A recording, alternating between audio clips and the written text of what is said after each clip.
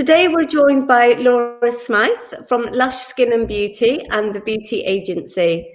Today, Laura's going to share with us and talk with us about the case study that we sent out on Monday. And Laura's also going to talk through the task questions. Thanks for joining us, Laura. Please tell us a little bit more about yourself and about the work that you do. Okay, beautiful. Thank you first for having me. Okay, so I have a salon in Victoria that I've had for the last 9 years. I was initially like a sole trader there, and I grew the business progressively over the last 9 years. And about 3 years ago, I moved to Perth. So I was running my business from interstate. So I had to get some new staff and new protocols happening in there. And so what I do now in Perth is I work as a contractor for the beauty agency, training and coaching hair and beauty salons. Sometimes I train on specific software on how they can grow their business, and sometimes it's just general business coaching. So that's what I'm doing at the moment. And Lush is in Melbourne? Correct, yeah. So it's in Victoria there. So at the moment we are closed for because of COVID, unfortunately. So our second time around, and I think this time it's hit us a bit harder than the first time as well, because we thought we'd sort of gotten over that mark of it's all over and we're okay, but now being closed and there's still that uncertainty of when are we going to reopen again. So it's a bit tough down there in Victoria. Yeah, I can imagine that the whole uncertainty is the worst part about it. If you had a deadline or a date. Yeah, exactly. And it's fun. We've got so many clients messaging because they all think September 13th. I think it's around that date that we'll reopen, because that's what we've been told. But beauty salons specifically aren't until stage 2. So we've got to go to stage 3 before you can get to stage 2. So it's still a little while off. So my gut's sort of not saying till about November that we probably won't be opening hair and beauty at least. So such a long time. I know. So the case study scenario that you created for us for this week, we have Alicia, who is the beauty consultant. And Jane is the client, and Sami is obviously is the person who responds to the inquiry. So can you tell us a little bit about the situation, and is this a scenario? So it's funny because this came up, this scenario, right, like when I moved to Perth. So I put a salon coordinator in charge because that was what I was doing. I'd stepped out of the business and I was running front of house. Then when I moved to Perth, I put a salon coordinator in. So her role was really just to manage the front of house, appointments, bookings, like if there was any sort of customer complaints. And the scenario is something that would happen quite often. And at the end of the day, it was something that I probably should have put in place as well, in terms of giving people certain, sort of systems in place to get, handling customer complaints. But what would happen is, there would be issues like this. So the client came in for a lash lift. And what happens a lot of the time when clients come in is they get embarrassed when you sort of show them in the mirror and they look at what they get done, and they sort of quickly look, but they never actually kind of really look at it, or maybe they're embarrassed to tell you that they're not quite happy with the service. So have you ever had a lash lift before at all? I have had an interest in eyebrow wax once. Okay. So you've been in that position before where you're kind of like, oh, it's not really what I wanted, but you don't say anything because you're sort of a bit uncomfortable about the situation, which happens a lot. Yeah.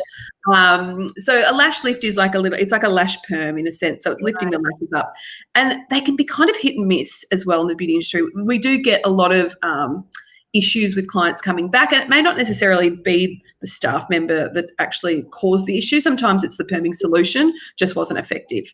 So in this case, a client's one eye curled and the other one didn't curl, but she quickly looked in the mirror, was like, oh, it looks fine, went home and noticed she had like one straight eyes and one curled up, and she just didn't want to walk around looking like that. So she called back, maybe it was like a couple of hours later, and to let Tammy, the salon coordinator, she just wasn't happy, and what could happen, what could we do to fix the situation. And Tammy is beautiful and she's lovely, and would have tried to handle it as best as she could in that situation. But I think what went wrong sometimes is Tammy wanted to be everybody's friend at the same time, and didn't want to sort of push in another client in terms of, I know the client wasn't happy, but all the girls were fully booked. So we couldn't sort of fit her in to get it fixed up. So that's sort of where the issue kind of arose with how do we kind of fix that sort of situation. The client obviously wasn't happy because we couldn't fit her in, and 3 days just wasn't acceptable. Yeah, especially as you said, you didn't want to walk around with one straight lash. Exactly. Nobody wants to look like that. That's it. And of course, beauty is so important as well because it's so personal, isn't it? The clients, the experience that they have is so important to them and how they appear and what they're giving off. Yeah. And the aftercare is the most important. And if I obviously was in the salon, I would have got them in straight away and I just would have fixed it myself. But with Tammy actually not being a therapist as such, she's purely a salon coordinator, she would have to wait for one of the girls to be available to do it. Yeah. So our first task question, how could Tammy have handled this situation? Obviously, you said as a therapist yourself, you would have called them in. As just a coordinator, how could Tammy have handled this situation? Yeah, I think what Tammy could have done is tried to speak with Jamie earlier. I think she tried to just handle the situation on her own. Now, Jamie's the store manager, and Jamie is busy with her own clients, so she can't actually sort of be available to everybody all the time. And there could have been an incident report that could have got filled out as well. Or if she got through to Jamie, she could have called me to see what the best option was. Okay, so she definitely would have had points of contact that she could have called. Yes. Yeah, exactly. And what better procedures? So you mentioned that before you left, you maybe could have put different systems into place. What procedures could the business put in place for complaints? It was kind of good that this scenario happened because I sort of probably was a little bit more blasé, just assuming everybody kind of knew what they were supposed to do. So once this incident happened, we were like, okay, we created an incident report. So when a client came in, the girl, Tammy, would fill out the incident report. So, date, time, the client, what service they had, what was wrong with it, and what the outcome was. And then this was passed on to the manager. And the protocol from going forward after that incident is the client had to get in within 24 hours. And if the girls were all fully booked, unfortunately, whoever did the service would have to stay back after work to rectify the situation. And they were paid for their time, and that's on my allowance kind of thing as well. So I was happy to pay them for their time if they stayed back, but we needed to fix it up because in beauty, it's all about the aftercare, and that's how you keep your clients, because you can have a bad incident and then, not have a great outcome in terms of what you've done for them and you'll lose them forever. But you can have a bad incident and do an amazing follow-up and they'll be your client forever. So, you can still really keep clients that aren't happy. So I always loved that experience of having to try and turn an unhappy customer into a happy customer. I always get a thrill out of that. So it's just making my staff get a thrill out of it as well. So it's kind of like, especially if they, like the client Jane, they feel so, I can't be like this, and you feel like even though the situation was created, it's kind of like rescuing them, isn't it? And helping them and saying, we can't allow that to happen, and we're going to sort it out for you. Exactly, and as quickly as possible for you. And it's not just like lash lifts. You can do it with a tan, with an eyebrow wax. Someone could have a severe reaction to lash extensions. In the beauty industry, there's so much that can go wrong. So you really need to have a good plan in place so that the aftercare is good for the customers and that you can keep them on long term. Yeah, and the training as well, I would imagine. And I would imagine that you, the fact that you've got an incident reporting form that used to discuss in future meetings. Yes, exactly. And just, following it up. And then we could actually, it was a great form too, because we could navigate and also see, was there a reoccurring incident with certain staff members? Maybe that staff member maybe needs additional training because she's getting quite a few incident reports underneath her name. Those things I never sort of lodged. And coming from purely a beauty background, I learned along the way. It's not until these sort of incidents happen that you can go, how can we improve our service? How can I improve as an owner and create, better aftercare and also better training for my staff that I can see who are obviously struggling. And so that report opened up a window where I go, okay, she might need a bit more training on lash lift. She might need a bit more training on facials. So, it was effective in many ways. Perfect. And sometimes staff don't always necessarily want to ask for training all the time because they feel that it may reflect a weakness possibly. Exactly. So you to then be able to say, would you like some additional training in this? Yeah. Exactly. So it was definitely a handy form to have. Yeah, it's good. So in the task 3, we talked about how should we be reporting complaints to management that would make for a smoother outcome for the manager. Obviously, we've got this hindsight from the actual incident report form, but in terms of in the actual moment, how can that actually make for a smoother outcome for the manager at that time? Yeah, I think for that, there was sort of a two-pronged approach that I had to sort of chat with the girls about, is that, Tammy probably had to just work on her wording with the customer. So, if she couldn't get the outcome that the customer wanted because the manager was not available, that we needed to say, look, I'm going to get the manager to call you. She's in with a client. As soon as she's finished, she'll be in contact with you and we can get this resolved for you. But also, notifying Jamie earlier, the manager of the salon earlier, in between her client, and showing her the incident report so that she can kind of give a quick, if she didn't have time to potentially do it, but, let Tammy know what she should say and how she should progress with the incident as well.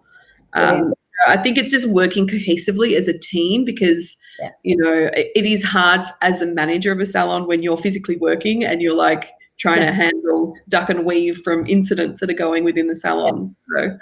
Absolutely. And maybe even like a tray where they all are and they come out and just quickly check to see if there's anything in there. It's great. Exactly. I love the way that processes make such a big impact on a business. And not until you're running them that you actually see just how valuable they are.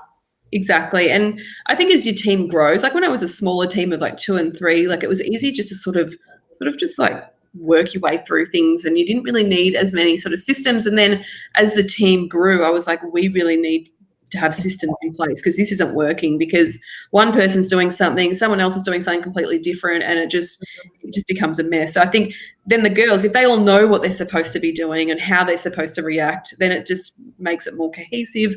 There's less stress in the salon, and you've just got a smoother running salon. And for me, being someone who's not in my business, it was like key to actually make sure that I had the systems in place. Otherwise, I wouldn't be able to run it from afar. That would. Everyone's happy when everyone knows where they are and what's happening. Yeah. Exactly. So our question was, in this situation, who would you have said is at fault? Would it have been the beauty technician, or would it have been? So I've said beauty technician. What's the beauty therapist? Yeah. So beauty therapist. Yeah.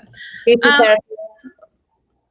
It's funny, I actually blamed myself for that situation. So because I didn't have those systems in place initially, so they were not feeling safe, the staff, in terms of what the right thing was to do. So there was partially, that was me as a manager, as an owner of a business. I needed to have those systems in place so that they knew what they were doing, and I clearly didn't have those. So the next step was obviously then, Tammy not knowing obviously what the systems were. So, it's hard to, so I really put myself probably in the situation where I didn't give her the tools that she needed to know what the right steps were. And she was just trying to get the client in, but not, push the girls out of their schedule. So, I think she could have obviously, spoken with Jamie potentially before, like handling the situation on her own.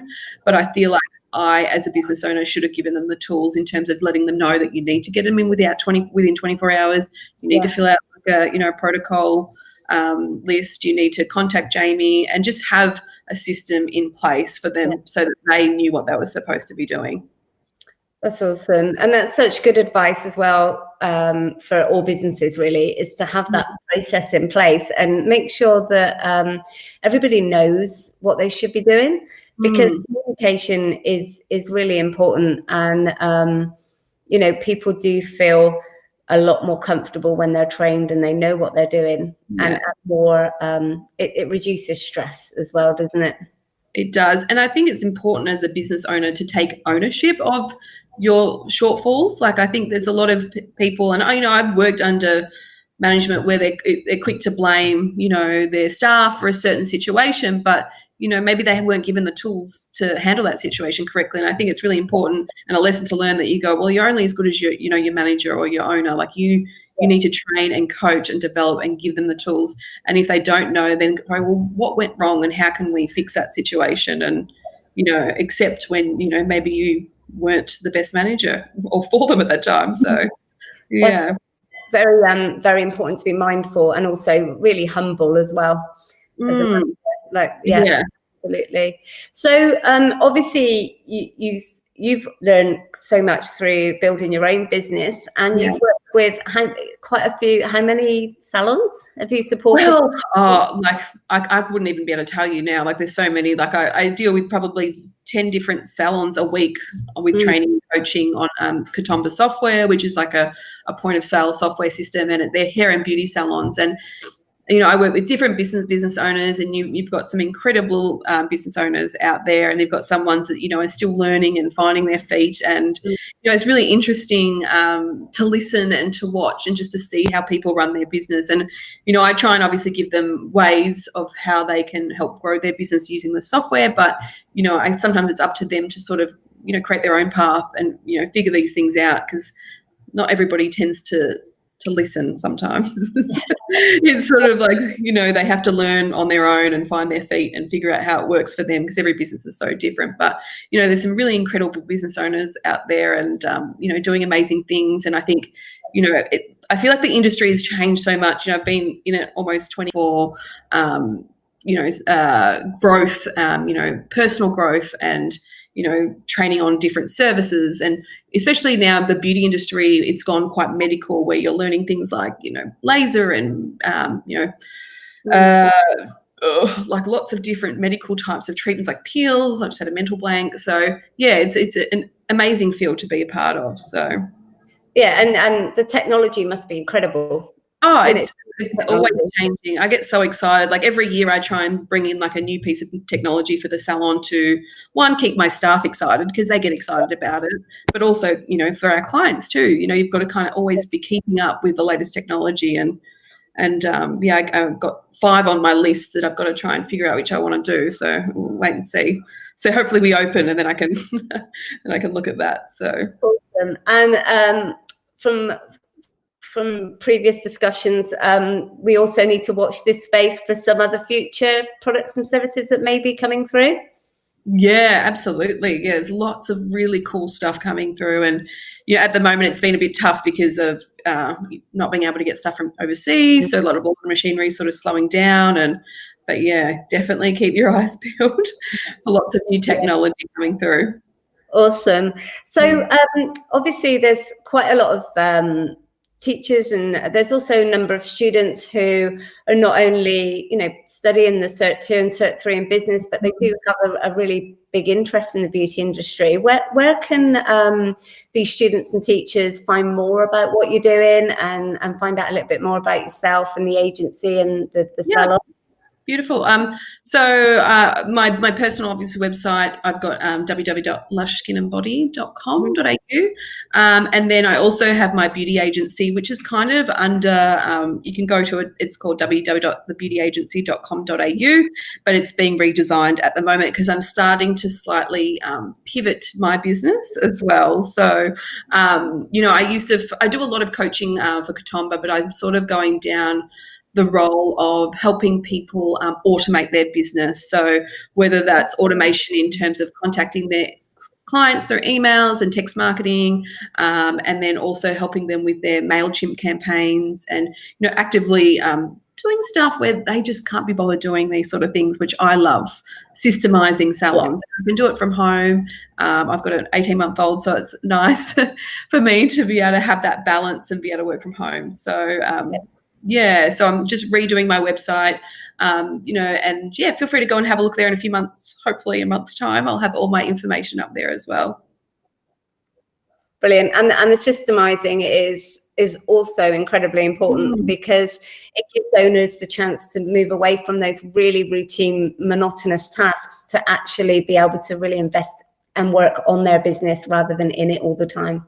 Exactly. And there's a lot of salon owners that are on there working solo, and they just don't physically have the time to be able to do those sort of things. So, there's really a way to grow your business. You kind of have to be working in it and on it at the same time when you're solo. So if I can help take the pressure off and help other people grow their business, then I love doing that sort of stuff. So. That's brilliant. No, thank you so much. Some really, really useful points, some great insights into customer service, but also the processing as well. So thanks so much for joining us, Laura. I really appreciate it. I'll add those email details to the post when we and the email when we share the live. Perfect. Sounds great. Thank you. Thanks, Laura.